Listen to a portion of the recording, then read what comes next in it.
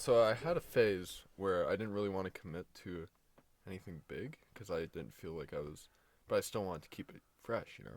Fresh. So I wrote like a couple, maybe like two or three little, like really short ones, and this is one of them. Like this is like 2 pages long, and so this one is only dialogue. There's no like inner monologue. It's just dialogue, and it doesn't say who's talking or whatever. So I just like for what I did, I had one person in black and one person in red, but you can't see it, so I'll like tell you who's talking. So man one is the one who speaks first, and man two is the one who speaks next. And there's pauses in it, which if I stop, that's like a pause, like so it kind of looks like this, and those three dots are a Okay. pause. Okay. Okay.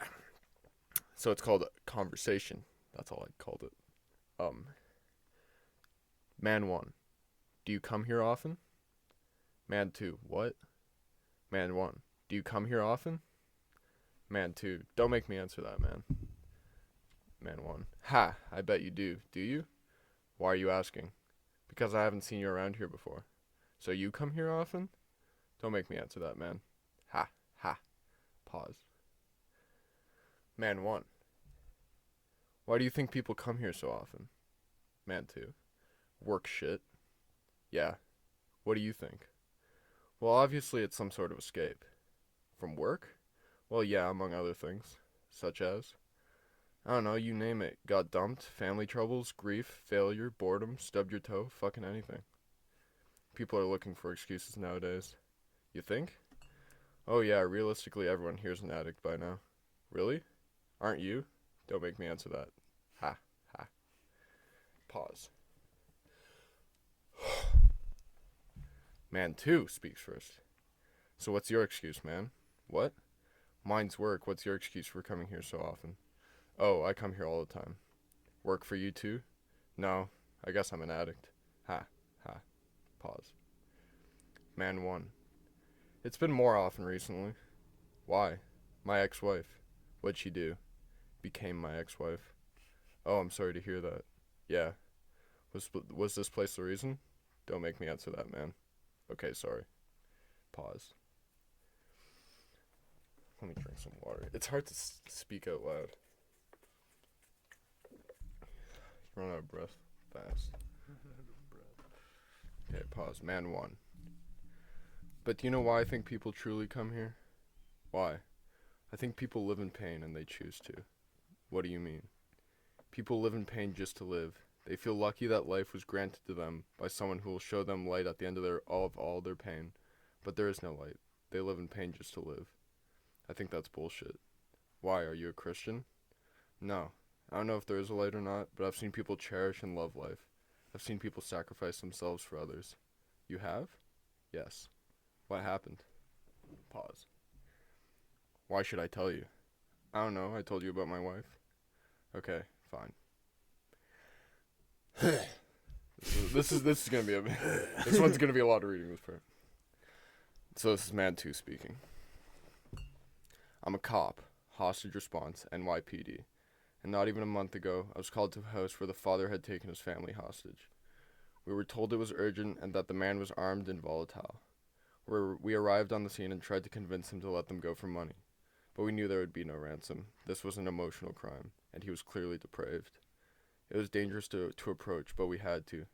We were just delaying the inevitable. So I volunteered myself to sneak away around the block and into the property through the neighboring yard. I approached the house and even managed to enter through the back door, which was unlocked, without being detected. I advanced into the house through the kitchen and to the door to the living room, which was ajar.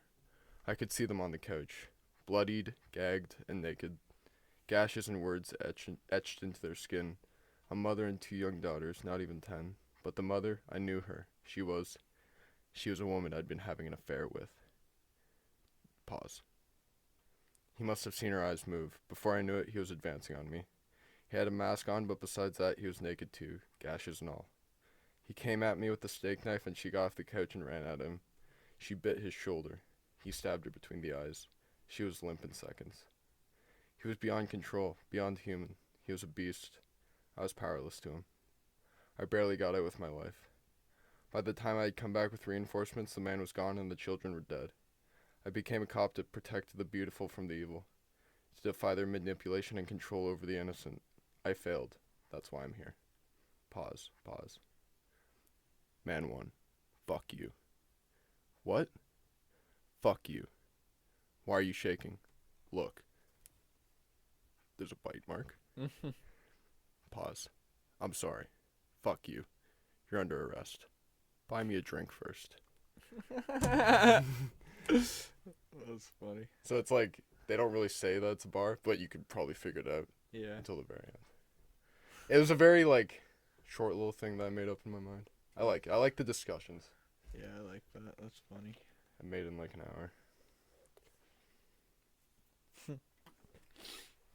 I was reading it though, and I was like, that was pretty good. Like, cause I didn't realize, like, usually with stories I like to try to put stuff like earlier that like hints to what's happening later, but you can't usually tell until you go back with the context. And I did that here without even like, and I didn't even like go back. I just did it without like going back and forth. Yeah, I like that. That's cool. Yeah. That was good. I'll read you another little one. This one I wrote in like 30 minutes, and it's whack. It's this long. It's like half a page. Okay. And it's very just artsy and fucking weird. It's called Sky. The sky is bleeding. Wormholes opening in the night sky. My wonder is inescapable. It is tantalizing. Up there in the sky. Looking, staring. The ground beneath me. Wet grass. I am one with the grass. We were born from it. I feel it on my skin. The sensation is cold. Overwhelming. Tingling. It is cold. Cold on my skin. I feel my blood moving through me. My heart beating. It could all fall apart. I gasp. Stare up at the red and violet. With that first one, I was trying to go for like a shrooms thing, but then it evolved into something else. Fuck, yeah. Okay, second paragraph. Wounds of poison. The bleeding sky. My bleeding wounds. Infected. Rotten. I stand on the hill. The trees bathe in the red light. I am one with them. My arms outstretched. I challenge the blood. It cannot take me.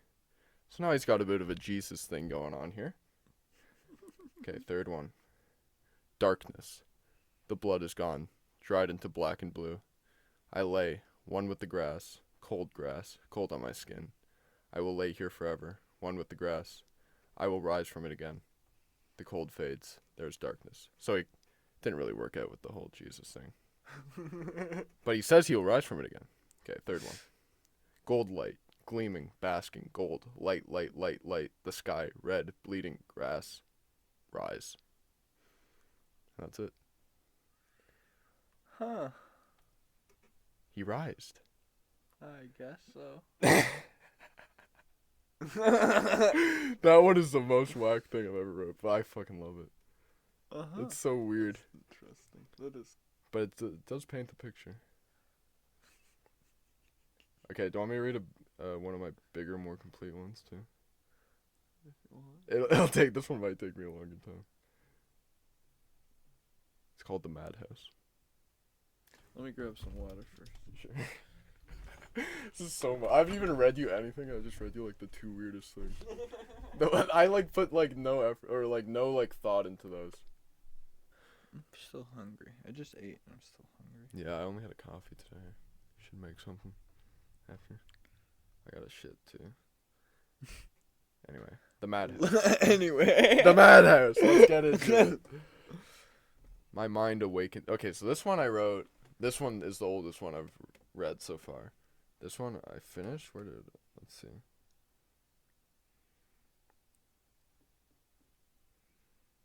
This one I created 2021, April 27th. So like a little over a year ago. Year and a half. The Madhouse. My mind awakens in a haze. My delirious subconscious is desperately trying to pry the impenetrable wall of my eyelids open. It is still tainted with the residue of feelings I must have been experiencing in some sort of dream or vision. Desperation, an animal instinct to flee, and most overwhelmingly of all, unmitigated terror. My brain fights against my body, trying to warn it of something, urging it to defend itself against some unknown threat, the identity of which is fading with the dream. However, my body stays completely motionless, refusing to move like the large stones that occupy the dark, uncertain depths of the ocean. Finally, my subconscious begins to realize that the threat that was terrorizing it is now lost forever in the dark, foul recesses of my mind. My consciousness awakens and commands my eyelids to release their impotent prisoners. My eyelids oblige. See, I used to go way over the fucking top. My eyelids oblige. I used to go so over the top, dude. My writing style right now is a lot more accessible. This is just absolutely. It's not even good. It's just using big words to use big words. But this isn't a bad story. My eyelids oblige. My eyes shoot open. I'm shaking and sweating. My mind is a haze of foreboding sensations. Foreboding sensations. Once the dark fog over my mind clears and I become conscious of my surroundings, I realize I'm laying stomach down on a hardwood mahogany floor, my cheek uncomfortably pressed into the dust and dirt that coats it. I take a deep breath in from my nose and a smell so horrific, so foul assaults it that I immediately feel vomit rising rapidly in my esophagus. The vomit sears my throat and nose as it escapes my body, leaving a nauseating, almost chemical smell in my nose and a matching taste deep in my throat. I watch as a dark yellow yet peculiarly translucent liquid leaves my body, the odd glue-like consistency causing it to splash across the floor. Not to splash across the floor, but to land and keep its shape like a grotesque jello. I fight against the tremor that is ravaging my body and struggle to turn myself over onto my back, so as to prevent myself from having to look at the bubble of stomach fluid, my muscles screaming from the effort. I stare at the ceiling as I catch the breath that was ripped away from me, due to the pathetic amount of physical exertion it took me to flip myself over. The ceiling is a dilapidated landscape. I gaze at it and it perfectly encapsulates my mental state. Black and gray mold occupies sections of the mahogany planks matching the floor in random, disorderly clumps, imitating clusters of dying, withering trees strewn about an apocalyptic environment. Did I really have to say all of that just to say there's mold on the fucking ceiling? What the fuck? There's some things where it's just not worth going into that much detail. I like how they have a mahogany ceiling. Yeah, mahogany ceiling. It's stupid. Some of the mahogany... I know, this is unrealistic, because mahogany's expensive as fuck. Some of the mahogany boards have become partly detached, causing them to hang down like wretched fingers, revealing their rusted, crooked nails. Other boards have fallen completely from the ceiling, leaving long, dark, rectangular windows that look in upon the skeleton of the house.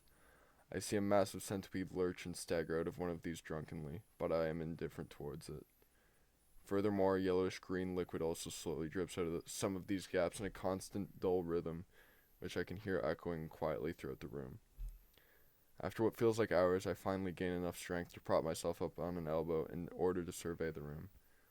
Around me lay several other people, and although there are a couple stained, rotten couches strewn about the room, they, like me, litter the floor like corpses. To my direct right, a man lays on his side, facing me.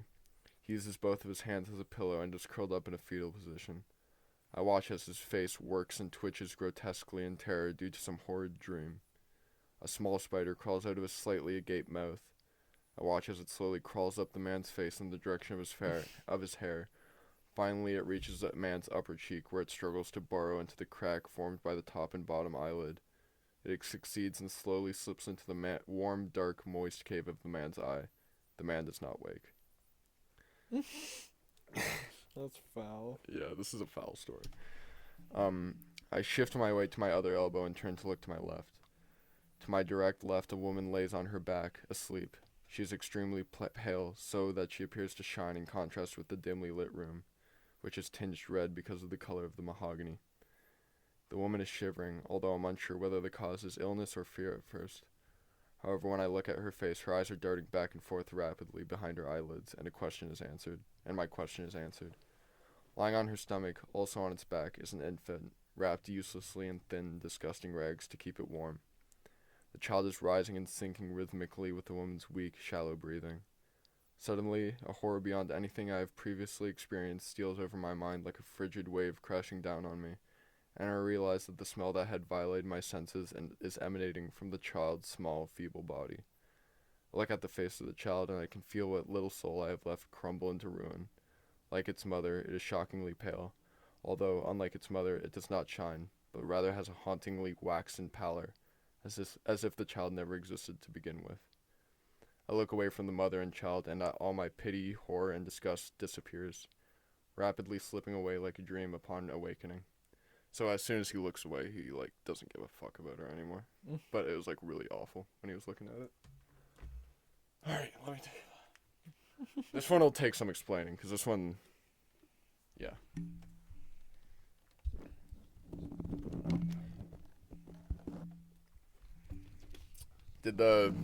What do you think about that part, the child part? What I think about it? Yeah. Depressing? It's weird. Yeah. Well, it'll make sense. Or maybe. This is just... Anyway. Anyway. I wrote this a while ago. I sink back onto the floor, staring once again at the decrepit ceiling. An itch begins to tickle the back of my mind. The sensation advances from being barely perceptible to an irritating like a rash, to a pain so severe that it feels as if a hot needle is being forced through my skull and into the soft tissue of my brain. The pain seems to possess me, using my body as a vessel for its own aims. It forces me to stand. My malnourished muscles don't protest in the slightest. It takes control of my transparent, bony legs and guides me flawlessly through the dense terrain of bodies towards a lone glass table occupying the exact center of the room. The table is a complete foil as an opposite to the rest of the room. Its surface is spotless, not a single fragment of dirt or dust disturbing its perfect, smooth surface, not a single smudge tainting it. Indeed, it's as transparent and clean as I remember the oceans of the Caribbean being, even sharing the same serene and calm aura. Its legs are polished, gleaming oak wood, and disclosed, elegant, carved wave-like designs, harmonizing with the pristine glass flawlessly. On this table sits a lone, equally flawless white dish of china. The pain now causing my vision to blur and my ears to ring propels me desperately towards the dish. I step over one last man, sleeping soundly on his back, a nail sticking through his hand because of one of the fallen boards. The pool of blood around him staining the mahogany an even richer crimson. And finally I'm standing directly above the table, staring down at the dish. The dish is completely empty. The pain piercing the back of my mind shoots through my whole body and my legs buckle. I fall to the ground in a pathetic heap, writhing and contorting because of the pain that is eating my entire being alive. I crawl in utter desperation towards one of the rotting couches, fighting with all my will against the pain-induced darkness that is slowly beginning to take hold of my vision, for I am certain that means the end of my life. I inch towards the couch. I'm sure that there must be some neglected crumbs left for me. There has to be. Finally, after what feels like an eternity of pain and anguish, I reach the couch. I grab the disgusting, frail cushions and somehow manage to hoist my upper body onto them. My vision is almost completely black, and I run my hands weakly through the cracks between the cushions. My fingers move like spiders, reaching for just a single crumb. There has to be, my deranged mind keeps repeating. My fingers grab hold of a crumb. Rapture. So intense surges through me that tears are brought into my eyes, and I shake and twitch with an incredible orgasm. Oh. Yeah. Pause. I'm so confused. I know. This is a very, very confusing one. I'll explain after. I'll explain what I mean, but it's more meant to be open to interpretation, is what I kind of wanted. Like, the reader or whoever the listener I can don't know make what- their own meaning, even though it Okay. might be difficult because there's a lot. Anyway, pause. I sink back onto the floor. The excruciating pain has subsided. A warm, heavy, calming blanket has been placed gently over me. I feel indifferent towards everything. The people around me, where I am, what I'm doing in the future, who I am and who I was. I just allow the blanket to wrap itself around me, basking in the tranquility that it offers. I drift into sleep. Bottomless void of sleep. Pause. This is gonna really throw you for a loop. I'm standing in the middle of a deserted street. The concrete beneath me is cracked and weeds are forcing their way through. Though above ground holds as though above ground holds as little sunlight as below. That's stupid. I look up into the darkness of the sky. Not a single star shines out of the vacuum. I look across the black, ink-like sky and am unable to spot even the moon. On either side of the street stand run-down, abandoned-looking houses, their windows boarded up, the paneling of the sides falling off at random, and their roofs not caving, but bending in as if they were made out of rubber. A lone street light stands slightly in front of me, the only source of light in this black world. I approach the spotlight that it makes on the ground and stand in the middle of it. I look behind me down the street. However, after a couple of yards, the light succumbs to the impenetrable wall of shadow. I try to rip my eyes away from the wall of shadow, but I feel as if I'm in a trance and my entire body is frozen, unable to move. I feel a presence staring at me out of the shadow. I stare at the shadow for hours, waiting for something, though I'm unsure what. The unknown presence slowly emerges from the shadow, and a chill of terror washes down my spine, shooting goosebumps up my arms and causing the hair on the back of my neck to stand up. It is a slow, shifting mass of metal objects, nails, needles, coins, chains, and several other indiscernible objects moving and flowing like liquid, keeping a continual morphing blob-like shape. On top of this shape sits a similar morphing yet slightly smaller shape which makes up its head. A gruesome white mask is worn over the face of the creature with gaping eyes that are as black as the sky. An equally gaping mouth forms a grotesque smile of pure darkness. Blood slowly oozes out of the mouth and drips onto the pavement. It slowly approaches me and I yearn to flee, trying with all my might to move. I feel a warmth behind me, calming the rigid muscles of my back. I'm sure that if I could only turn around I would be safe, free from the sight of this horrific monster. It lurches towards me, closing the distance at an agonizingly slow pace. It's so close now that the light dances across the contorting metal from the street lamp above. It opens its mouth wide as the eternal void above, and devours me. My mind awakens in a haze. That's it. So basically, you know how he woke up and he was having all these things about a dream and shit? He was like scared of a nightmare and like, you remember that? Okay. At the beginning? Yeah. That was the nightmare that he was having at the end there with the metal thing. And it's like a continuous cycle, right? So he keeps having this nightmare, waking up, and then like seeing all this horrible shit. And then the pain comes and then he goes to get to the table to get whatever is on the table to help him fall back asleep. And as soon as he gets that again, he falls back asleep and nothing will wake him up. Like the other people, they're all having the same dream. All the people in the house. The one guy with the spider crawling in his eye wouldn't even wake up from like that horrible discomfort of a fucking spider crawling in your eye. The lady wouldn't even wake up from the horrible pain and grief of her child dying in her arms. And the other guy wouldn't wake up from the pain of a nail falling through his hand and bleeding out. But they all wake up when the pain of their past comes back once that crumb wears off, That's the only pain that can wake them up. It's confusing. Do you know what I mean? The crumb basically was crack. And he looks for it in the cracks of the couch. It's like this weird artistic version of a crack den, obviously not realistic.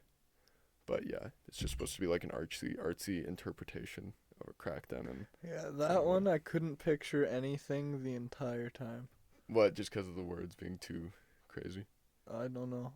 Maybe it was just too long. I don't know. Maybe you're a little bit burnt out. Like the first two made sense. That one I couldn't piece anything together. No, that one was very confusing and but I also, it's more, for this one obviously people will read it however they will read it, and I probably won't, no one will ever read this except for people I show it to, but I think you should just focus on the images and all that. I feel like I'd have to read it like 3 times to understand. Yeah. It's one of those.